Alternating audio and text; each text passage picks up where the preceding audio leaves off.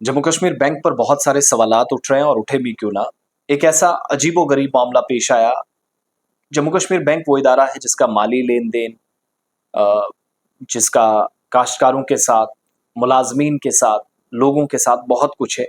उसी जम्मू कश्मीर बैंक के सवालों के घेरे में आने के बाद बहुत सारे लोग तशवीश का इजहार कर रहे हैं। ये मामला जम्मू कश्मीर का है। जिन लोगों ने लोन लिया है जम्मू कश्मीर बैंक से, उन लोगों की एक ही बार दो दो ईएमआईज काटी गई और जो लोग महीने में एक ही किस्त देते थे, एक इंस्टॉलमेंट पे करते थे, उन लोगों को एक ही बार धचका दिया गया। एक 30 अप्रैल को, फिर उसके बाद कल जाकर 3 मई को ये खबर सामने आई और आज हमें पता चला कि इस तरह के अफसोसनाक वाकयात रुनमा हुए हैं। ईएमआई, इक्वेटेड मंथली इंस्टॉलमेंट जिसको आप कहते हैं, आसान लफ्जों में किस्त।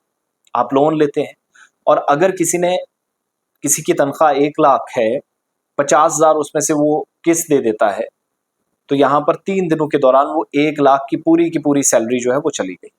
अब उस शख्स का क्या जिसने बूढ़े माँ बाप के लिए दवाइयाँ लेनी है, उस शख्स का क्या जिसने अपने बच्चों के लिए नई चीज़ें खरीदनी है, स्कूल के अखराजात पूरे करने हैं, घर की रसोई का एक बजट होता है, बच्चों को किताबें हैं, स्टेशनरी हैं, यूनिफॉर्म है, कपड़े हैं, खुद की ज़रूरियात हैं, मोबाइल रिचार्ज से लेकर साबुन जो नहाने और कपड़े धोने तक काम आता है, वो सारी चीज़ें इस बजट का हिस्सा होती हैं। छोटी से छोटी चीज़, अब मैं क्या गिनकर बताऊं, वो सारा का सारा बजट बिगाड़ दिया गया है। और इस अफसोसनाक वाक़ये के बाद लोगों ने नाराज़गी का भी इजहार किया।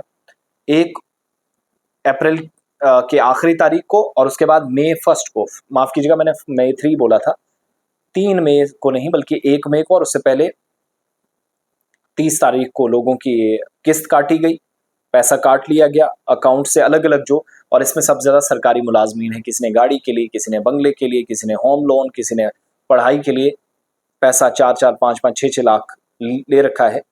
लेकिन बढ़ती उम्र के साथ अपनी मुश्किलात तो हैं ही, वालिदैन के लिए भी मुसीबत, क्योंकि पूरा बजट उनका बिगड़ गया है।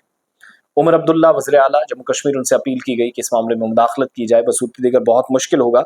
जम्मू कश्मीर बैंक ने को ये मुतालबा किया जा रहा है कि उसने गलती से अगर ऐसा किया तो फ़ौरन से वो वापस करे।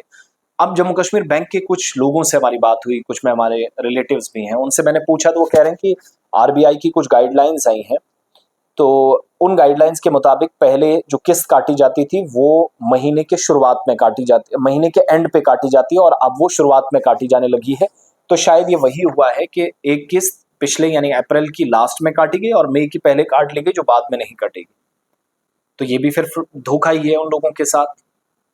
अगर इस तरीके से निज़ाम चलाना, पब्लिक डोमेन में तो आप लाते, आप अवेयरनेस प्रोग्राम्स की बड़ी बात करते हैं, बैंक मैनेजमेंट सिस्टम कैसे चलाना है उसमें लोगों को अवेयर करना भी ज़रूरी होता है। खाली लोन देना और अपने नंबर्स, अपना स्कोर बढ़ाना सारी बैंकिंग नहीं होती है। यहाँ मैंने जब रिसर्च किया तो पता चला कि 1 मई से कवायद व ज़वाबित और बैंकिंग के रूल्स काफ़ी तब्दील हुए हैं, उनमें ये भी है। लेकिन अफसोसनाक ये है कि बैंक अभी तक 48 से 72 घंटे बीत गए हैं, कोई सफाई नहीं दे सका है। एक पैसा क्यों कटा? अब शोर शराबा हो सकता है कल, आज तो छुट्टी है, हो सकता है कल इस पर कोई स्टेटमेंट आए, और क्या ये पैसा वापस मिलेगा या नहीं, हमें तो कोई जानकारी नहीं है।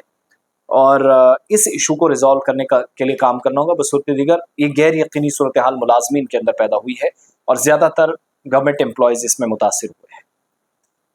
आप लोगों का किसी का पैसा कटा है 30 तारीख को, फिर 1 मई को बताइएगा, लेकिन ये गलत है पूरे निज़ाम पर सवाल। और याद रखिएगा, बैंक कौन सा है? जम्मू कश्मीर बैंक सबसे बेहतरीन और मजबूत, माली तौर पर मुस्तहकम बैंकों में से, जिसकी पोजीशन अच्छी है, वो बैंक है। बदकिस्मती है ऐसे मामला वहाँ पर आ रहे हैं। लोगों की सैलरीज चलती हैं, लोगों के सेविंग्स हैं, बाकी फंड्स हैं, लोगों ने पैसा इकट्ठा कर रखा। अगर वहाँ पर भी है तो फिर यकीन कौन करेगा? फिर इससे बेहतर है घर के संदूक में रख दें, अलमारी में जाकर रख दें पैसा। उम्मीद है आज या कल इस पर कोई बैंक अथॉरिटीज़ की तरफ से जवाब आएगा। बहुत बहुत शुक्रिया।